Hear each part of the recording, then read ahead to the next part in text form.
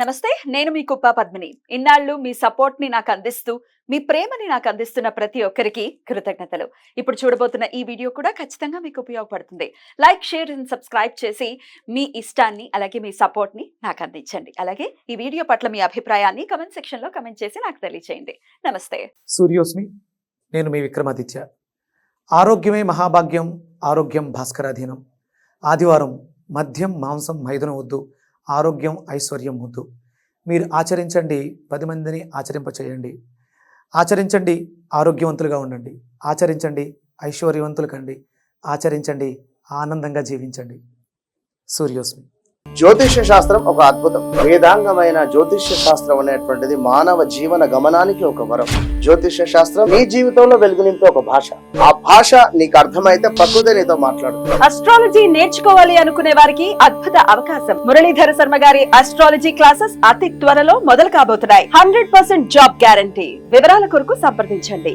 నమస్తే, welcome to our channel. నేను పద్మిని. ప్రస్తుతంతో పాటు ప్రముఖ ఆధ్యాత్మికవేత్త, సూర్య ఉపాసకులు, sun spiritual society founder Vikramaditya గారు మనతో పాటు ఉన్నారు. మాట్లాడదాం. సార్ నమస్తే. సార్ సూర్యోస్మి తల్లి. సార్, వృశ్చిక రాశి వారు ఏ జ్యోతిర్లింగాన్ని దర్శించుకోవాలి, అలాగే ఎటువంటి సమస్యలతో బాధపడుతున్న వాళ్ళు, ఓన్లీ వృశ్చిక రాశి వాళ్ళకి సంబంధించిందే కాదు, రకరకాల సమస్యలతో బాధపడుతున్న వాళ్ళు, అంటే ప్రత్యేకించి కొన్ని సమస్యలకి ఏ జ్యోతిర్లింగాన్ని దర్శించుకోవడం ద్వారా ఆ సమస్యలు తీరుతాయి, ఏమిటి ఆ సమస్యలు ఇత్యాది విషయాలన్నీ ఒకసారి మీ ద్వారా సార్.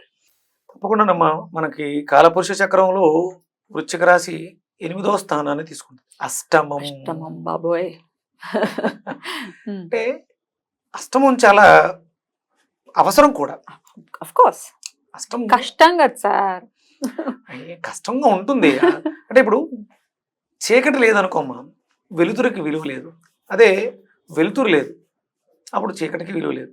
అంటే ఇందులోంచి అందులోంచి అంటే మంచిలోంచి చెడులోకి, చెడులోంచి మంచిలోకి, అంటే ప్రతిదీ ఒకేలా ఉంటే బోర్ కొట్టేస్తుంది జీవితం. కానీ అకల్ట్, మనం దీన్ని అంటే 8th హౌస్ ని అకల్ట్ సైన్స్ గా తీసుకోవాలి. నిగూఢ రహస్యాలని ఛేదించాలి. సార్, కొంతమంది అడుగుతున్నారు, మాకు రాశి తెలీదు, మా నక్షత్రం తెలీదు అని అంటున్నారు. అందుకే సమస్యల గురించి మాట్లాడుతున్నారు. సో ఒకసారి నామ నక్షత్రాల ప్రకారం కూడా చెప్పండి సార్. వృశ్చిక రాశి వాళ్ళు ఏ నామ, అంటే ఫస్ట్ లో 3 చెప్పాము, తర్వాత ఫ్లోలో అంటే ఆ చెప్పే సందర్భంలో ఫ్లో విపరీతంగా వచ్చేస్తుంటది. ఇప్పుడు మనం చాలా తక్కువగా ఫినిష్ చేయాలనుకుంటాం, 10లోనో 8లోనో ఫినిష్ చేయాలనుకుంటాం. కానీ ఒక్కోసారి స్వామి ఆ సంకల్పం, ఆ వాగ్దాటి అలా చాలా స్పీడ్ గా వస్తూ ఉంటుంది. దానివల్ల మనం కొన్ని రాసులు మర్చిపోయినట్టున్నాం. కర్కాటకం, సింహం, కన్య మనం మర్చిపోయినట్టున్నాం. అన్నిదా భావించొద్దు. ఇప్పుడు అంటే అందుకనే తను కష్టాలు కూడా మాట్లాడేస్తుంది. రాసులు, పేర్లు, నక్షత్రాలు పక్కన పెడితే ఈ కష్టం ఉంది, వెళ్ళిపోండి అంతే. అంతే. ఆ కష్టం నుంచి బయటపడడానికి ఏం కావాలి దాన్ని తీసుకోండి. ఇక్కడ మనం వృశ్చిక రాశిని తీసుకుంటే అందులో ఉండేది అనురాధ, విశాఖ, అనురాధ, జ్యేష్ఠ నక్షత్రాలు ఇందులోకి వస్తాయి. ఇది అష్టమ స్థానం, చీకటి, డార్క్నెస్. జీవితం అగమ్య గోచరంగా ఉంది, చాలా ఇబ్బందికరంగా ఉంది. అంటే సహజంగా దీనికి ఆధిపత్యం కుజుడిని తీసుకుంటారు. ఇక్కడ అందులో మనకి గురుడు ఉన్నాడు, నక్షత్రాధిపతి. అలాగే శనీశ్వరుల వారు ఉన్నారు, జ్యేష్ఠ నక్షత్రానికి అధిపతి బుధుడు ఉన్నాడు. అంటే ఆ కలయికలు చూడండి. అక్కడ మామూలుగా అయితే గురుడికి శనికి పడదు, వర్గాలే వేరు, లీడర్స్ వీళ్ళిద్దరు. ఇటు వర్గానికి గురుడు ఆధిపత్యాన్ని తీసుకుంటే, ఒక వర్గానికి శని ఆధిపత్యాన్ని తీసుకుంటారు. వీళ్ళిద్దరూ అసలు పడని వాళ్ళు. అక్కడ నక్షత్రాలు ఎందుకు ఇచ్చారు? మీకు మకరంలో గురుశనులు కలిస్తే అది దాన్ని ఏమంటారు, నీచభంగ రాజయోగం. అంటే స్వక్షేత్రాల్లో ఆ ఇంట్లో ఆ గ్రహంతో పాటు శత్రువు ఏమైనా ఉంటుంటే దానికి రాజయోగం కింద కూడా కన్సిడర్ చేస్తారు. ఇప్పుడు అక్కడ మళ్ళీ మనకి శనికి మిత్రుడే బుధుడు, కానీ గురుడికి కాదు. అంటే దాంట్లో ఏదో నిగూఢ రహస్యం ఉంటుంది. అది మనం ఈ ఆస్ట్రాలజీ మీద రీసెర్చ్ చేసిన అవగాహన ఉన్న వాళ్ళు బాగా చెప్పగలుగుతారు. కానీ ఇక్కడ మనం దీన్ని అష్టమ స్థానాన్ని తీసుకుంటే మన జీవితాల్లో సడన్ గా ఏ చిన్న ఒంట్లో బాగాలేదని హాస్పిటల్కి వెళ్తే సర్జరీస్ అయిపోతుంటాయి. ఆయుష్ స్థానం కూడా కదా అష్టమం, ఆయుష్ స్థానం. అది ఇక దాంతో ఇంకా జీవితం అయిపోయింది. అండ్ ఆ చీకట్లోంచి బయటికి రాగలిగితేనే భాగ్యంలోకి, పుణ్యస్థానంలోకి వెళ్ళగలుగుతాం. ఆ చీకటే మనల్ని కబలించి వేస్తుంది. నేను అంటే ఒక పాయింట్ అనుకున్నాను, ఇక్కడ దీనికి అన్వయింపబడుతుందేమో అది. చెప్పండి.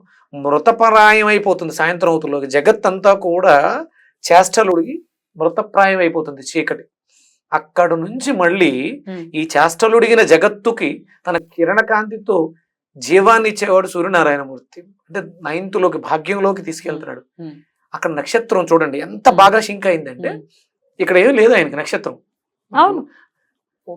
ధనుసు రాశిలో ఏముంది? ఉత్తరాషాఢ నక్షత్రం అయింది. అంటే చేష్టలుడికి జీవోత్సవాలమై పడి ఉన్నటువంటి మనల్ని ఉద్ధరించేవాడు, ఉన్నత స్థితికి ఆత్మకారకుడైనటువంటి ఆత్మ వదిలేసి వెళ్ళిపోతే కదా ఈ జీవోత్సవంలో ఉండిపోతాం. శివం శవం అయిపోయింది. అవును. ఆయన ఆ ఆత్మ ఉన్నతితో, అంటే ఉదయం అయ్యింది, అష్టమమును ఛేదించుకుంటూ బయటకు వచ్చాం. అక్కడికి మనం వెళ్లాల్సిన ప్రాంతం ఏముంటుంది? వైద్యనాథేశ్వర్, కృష్ణేశ్వర్, కృష్ణేశ్వర్, మహారాష్ట్రలో. అంటే చూడండి ఆ అలైన్మెంట్ ఎంత అద్భుతంగా పెట్టారు. మాట్లాడిస్తున్నాడు, చెప్పిస్తున్నాడు, అంతా ఆయన మయం. సో అక్కడ దర్శనం చేసుకోవాలి ఖచ్చితంగా. అంటే మనకి చిన్న చిన్న సమస్యలకు వెళ్ళినా కూడా సర్జరీస్ అయిపోతుంది, లేకపోతే ఆయుష్ చాలా, అంటే చెప్పారు ఇంకా చెప్పేశారు అనే పరిస్థితుల్లో కూడా మనం, అంటే ఒకవేళ తీసుకెళ్ళలేని పరిస్థితిలో ఉన్నాం, ఈ మంత్రాన్ని చదవండి. స్వామి అవకాశం ఉంటే అద్భుతమైనటువంటి అవకాశాన్ని ఇచ్చి తీసుకెళ్ళడానికి అవకాశం ఉంటుంది, వెళ్ళడానికి.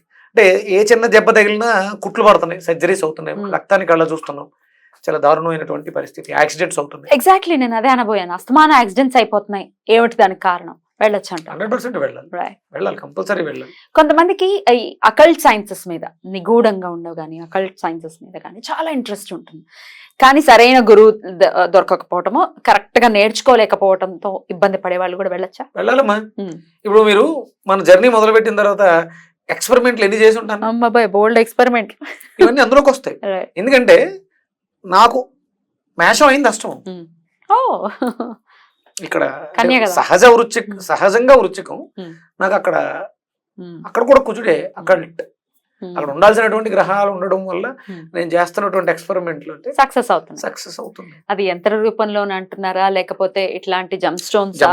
ఇవన్నీ ప్రయోగాలే డెఫినెట్లీ. యంత్రాలు, అద్భుతమైనటువంటి యంత్రాలు. ఈ ప్రయోగాలే కాదు, వెజిటబుల్స్ ద్వారా చేసే ప్రయోగాలు కూడా కదా. ఆరోగ్య విషయంలో కావాల్సినటువంటివి.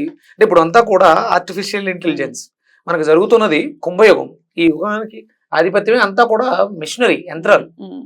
ఇక్కడ మనం విజయం సాధించాలి. ఎవరైతే ఆ రీసెర్చ్ అట్లా ఉన్నారో వాళ్ళందరూ కూడా కంపల్సరీ అక్కడికి వెళితే మనకి తెలియని అద్భుతమైనటువంటి నిగూఢ రహస్యాలు ఎన్నో కూడా గోచరిస్తాయి. రైట్ సార్, అద్భుతం, చాలా బ్యూటిఫుల్ గా ఎక్స్ప్లెయిన్ చేశారు. మరి మంత్రం అంటే అక్కడికి వెళ్ళలేకపోతున్నాం, అడ్డంకులు ఉన్నాయి అనుకునే వాళ్ళ కోసం మంత్రం కూడా చెప్తున్నాం. అలాగే మనం నామ నక్షత్రాలు చూద్దామమ్మా. చెప్పండి సార్, ఏ నామ నక్షత్రాలకి సంబంధించిన వాళ్ళు వృశ్చిక రాశి వాళ్ళకి వస్తారంటే ఏ అక్షరాలతో మొదలైన పేర్లు? విశాఖ 4 పాదాలు, తీ తూ తేతో విశాఖ, అనురాధ 4 పాదాలు, నా నీ ను నే, జ్యేష్ఠ 4 పాదాలు, ఓ యా ఈ యు. వీళ్ళందరూ కూడా వృశ్చిక రాశికి సంబంధించిన వాళ్ళు. ఇంకా మనం మాట్లాడుకున్నట్టు నామ నక్షత్రాలు తెలిస్తే నక్షత్రాలు, సమస్యలు తెలిస్తే సమస్యలు, అష్టమ ఆయుష్ ఇబ్బందిగా ఉంది, యాక్సిడెంట్లు అవుతున్నాయి, ఏదో చావు తప్పి కన్నులు అట్టుపోయింది అన్నట్టుగా బయట పడుతూ ఉంటే దీనికి దారి ఏంటి, మార్గం ఏంటి?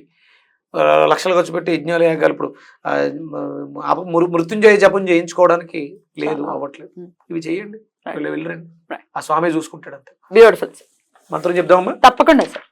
మార్గం ఏర్పడాలి అలాగాని మనస్ఫూర్తిగా కోరుకుంటూ చాలా బ్యూటిఫుల్ గా ఎక్స్ప్లెయిన్ చేస్తున్నారు. కృతజ్ఞతలు సార్. ఇక నెక్స్ట్ ఎపిసోడ్ లో ధనుర్లగ్నం లేదా ధనుస్సు రాశి గురించి మాట్లాడుకుందాం. Thank you sir. నమస్తే. సూర్యస్మితి.